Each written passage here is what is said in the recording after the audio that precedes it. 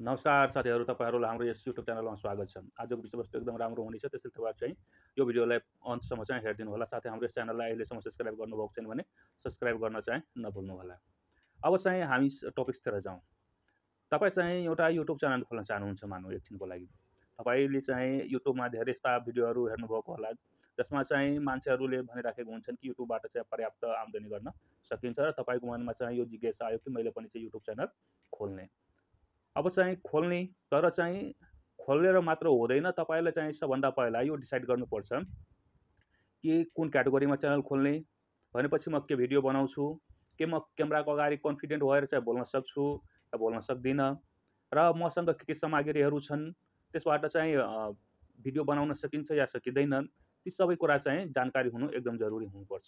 अनि मात्र चाहिँ तपाईँ युट्युब चाहिँ चलाउन सक्नुहुनेछ।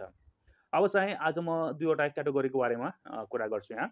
क्याटेगोरी भन्नाले पनि अब जुन हामी यसलाई के बुझ्छौँ भने एउटा चाहिँ फेस क्याम च्यानल र अर्को चाहिँ voice over channel. Face cam channel भनेको जस्तै म तपाईँहरूको अगाडि फेस टु फेस कुरा गरिराखेको छु। आफ्नो चाहिँ अनुहार हेराएर चाहिँ बोल्दैछु, यसलाई चाहिँ फेस क्याम भन्छ। अनि चाहिँ भोइस ओभर भनेको चाहिँ जसमा चाहिँ फोटोहरू, भिडियोहरू मात्रै चल्ने गर्दछ, आवाज मात्रै सुन्ने गर्दछ। त्यसमा चाहिँ व्यक्तिको जसको च्यानल हुन्छ भने त्यो व्यक्तिले चाहिँ आफ्नो अनुहार हेराउँदैन, मात्र चाहिँ भोइस ओभर गरेको हुन्छ, बोल्छ, त्यसलाई चाहिँ भोइस ओभर च्यानल भन्छ। अब चाहिँ यसमा के हुन्छ भने यो 2 किसिमको च्यानल भयो। यदि तपाईँ पहिला चाहिँ यो डिसाइड गर्नुहोस् कि म चाहिँ भोइस ओभर च्यानल खोल्ने कि फेस क्याम च्यानल खोल्ने। त्यसमा चाहिँ तपाईँलाई एकदम कन्फिडेन्ट हुनुपर्छ। यदि तपाईँ भोइस ओभर च्यानल खोल्नुहुन्छ भने त्यसमा चाहिँ के हुनुपर्छ, कति बजेट हुनुपर्छ, त्यसको बारेमा पनि आज कुरा गर्छौँ। यदि फेस क्याम च्यानल खोल्नुहुन्छ त्यसमा चाहिँ के हुनुपर्छ, कति बजेट हुनुपर्छ, त्यसको बारेमा चाहिँ हामी कुरा गर्छौँ आज। त सबभन्दा पहिला चाहिँ हामी भोइस ओभर च्यानलको बारेमा कुरा गरौँ। अब भोइस ओभर च्यानल भनेको जसमा चाहिँ तपाईँहरूले बोल्ने व्यक्तिको अनुहार हेर्नुहुन्न, मात्र चाहिँ आवाज सुन्नुहुन्छ। जस्तै पढाइ गरेर चाहिँ भक्ति च्यानलहरू हुन्छ, त्यसमा चाहिँ फोटोहरू चलिराखेको हुन्छ र आवाज सुनिन्छ, त्यसलाई चाहिँ भोइस ओभर च्यानल भनिन्छ। अब यसमा के हुन्छ भने यो च्यानल चाहिँ कम लागतमा सञ्चालन गर्न सकिन्छ। एउटा चाहिँ मोबाइल भयो भने त्यसबाट पनि सञ्चालन गर्न सकिन्छ, किनकि एउटा चाहिँ राम्रो खाली स्मार्टफोन भइदियो भने त्यसमा चाहिँ एडिटिङ पनि गर्न मिल्छ, त्यसमा चाहिँ भोइस ओभर गर्न पनि मिल्छ र त्यसमा चाहिँ च्यानल पनि चलाउन सकिन्छ। भनेपछि एउटा स्मार्टफोन भएपछि मोटामोटी सम्पूर्ण काम गर्न सकिन्छ। तर भोइस ओभर चाहिँ राम्रो हुनको लागि एउटा चाहिँ माइक भइदियो भने झन राम्रो। अब चाहिँ फोन र माइक भइदियो झन राम्रो हुन्छ, किनकि फोनमा चाहिँ एडिटिङ गर्न मिल्छ र माइकमा चाहिँ जब हामी बोल्छौँ भने आवाज के हुन्छ भने प्रष्ट हुन्छ। मोबाइलमा चाहिँ आवाज त्यति प्रष्ट हुँदैन, तर माइकबाट बोलेको आवाज चाहिँ प्रष्ट हुन्छ र त्यसलाई चाहिँ एप्लिकेसनमा गएर, एडिटिङ एप्लिकेसनमा गएर चाहिँ त्यो एडिटिङ गरेर चाहिँ त्यसलाई चाहिँ एकदम एट्र्याक्टिभ बनाएर चाहिँ त्यसलाई हामी युट्युब च्यानलमा अपलोड गर्न सक्छौँ। त्यो च्यानलमा के हुन्छ भने कम लागतमा खोल्न सकिन्छ र यसबाट के हुन्छ भने पहिला तपाईँ बोल्न पनि सिक्नुहुन्छ। अहिले मानौँ कि तपाईँ नयाँ च्यानल खोल्नुहुन्छ, त्यतिखेर चाहिँ तपाईँको बोल्ने जुन शैली छ त्यो चाहिँ कन्फिडेन्ट छैन भने तपाईँ चाहिँ सुरुमा बोल्न पनि सिक्नुहुनेछ र पछि गएर यदि तपाईँलाई मन लाग्छ भने म फेस क्याम गर्छु भने तपाईँ चाहिँ फेस क्याम पनि गर्न सक्नुहुनेछ। भनेपछि तपाईँ चाहिँ पछि आएर आफ्नो अनुहार फेस टु फेस चाहिँ भिडियो बनाएर चाहिँ हाल्न सक्नुहुनेछ। यो त भयो तपाईँको भोइस ओभर च्यानलको। तर भोइस ओभर च्यानलमा के हुनुपर्छ, भोइस एकदम राम्रो हुनुपर्छ। भोइस यदि एट्र्याक्टिभ भएन भने व्यक्ति चाहिँ इङ्गेजमेन्ट दिँदैन। भोइस चाहिँ एकदम राम्रो हुनुपर्छ, एट्र्याक्टिभ हुनुपर्छ र जुन भोइस एडिटिङ गर्नुहुन्छ त्यो पनि चाहिँ राम्रो हुनुपर्छ।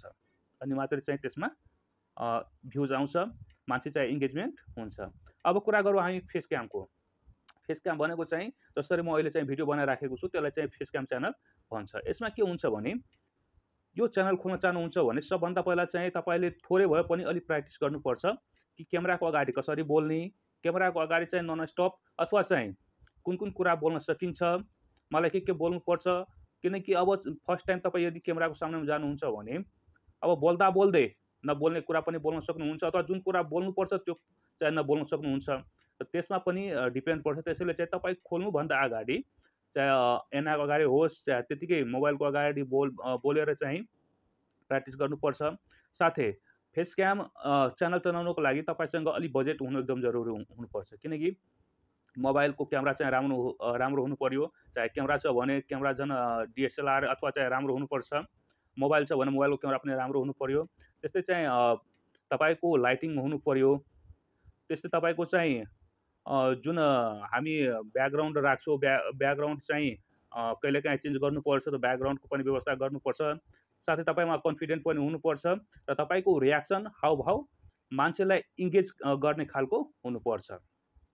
र फेस क्याम चाहिँ खोल्नुहुन्छ भने तपाईँसँग क्यामेरा पनि हुनु पर्यो, माइक पनि हुनु पर्यो, तपाईँलाई एडिटिङ गर्न पनि राम्रोसँग आउनु पर्यो र त्यसपछि चाहिँ तपाईँ भिडियो अपलोड गर्नुहुन्छ भने अब व्यक्तिले चाहिँ कमेन्टहरू गर्नुहुन्छ, त्यो कमेन्टको चाहिँ रिप्लाई पनि गर्नुपर्छ। तर यसमा के हुन्छ भने एउटा फाइदा, जस्तै भोइस ओभरमा चाहिँ तपाईँको फेस आउँदैन भने तपाईँ अब कसैले चाहिँ तपाईँलाई केही कुराको स्पोन्सरसिप दिन चाहनुहुन्छ भने कसरी कन्ट्याक्ट गर्ने तपाईँलाई चिन्नुहुन्न।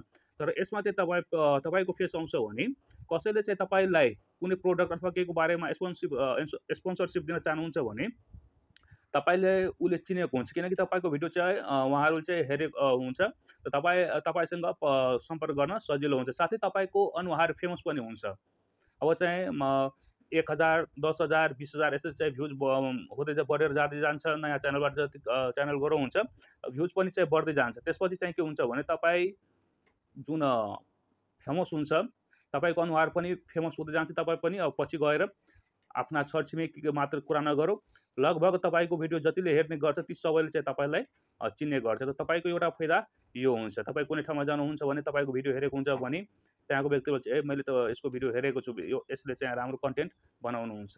यसरी हेर्नुहुन्छ भने अब तपाईँले डिसाइड गर्नुपर्छ, तपाईँ चाहिँ भोइस ओभर च्यानल खोल्न चाहनुहुन्छ कि फेस क्याम च्यानल खोल्न चाहनुहुन्छ। यो तपाईँमा डिपेन्ड पर्छ। तर भोइस ओभरमा चाहिँ पछि गएर चाहिँ तपाईँले फेस क्याम गर्न सक्नुहुन्छ। तर फेस क्याममा खोलेर चाहिँ तपाईँ चाहिँ पछि भोइस ओभर गर्नुहुन्छ भने त्यो खासै त्यति प्रभावकारी मेरो विचारमा हुँदैन।